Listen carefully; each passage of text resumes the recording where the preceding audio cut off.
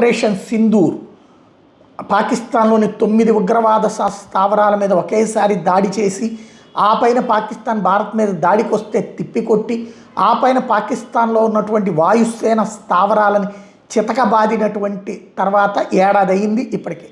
ఈ సందర్భంగా త్రివిధ దళాల ముఖ్య అధికారులు జైపూర్లో మీడియాతో మాట్లాడారు.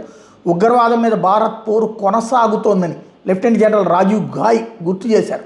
వివిధ విభాగాలతో కలిసి తక్కువ సమయంలో ఖచ్చితత్వంతో ఆపరేషన్ సింధూర్ని విజయవంతంగా అమలు చేశామని గుర్తు చేశారు.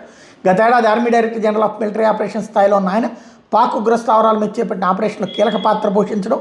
వైమానిక వ్యవహారాల director general air marshal AK Bharati కూడా ఈ సందర్భంగా అనుభవాలు గుర్తు చేసుకున్నారు. గతేడాది ఆపరేషన్ ద్వారా వాయుసేన సామర్థ్యాన్ని మరోసారి ప్రపంచానికి చాటి చెప్పామన్నారు.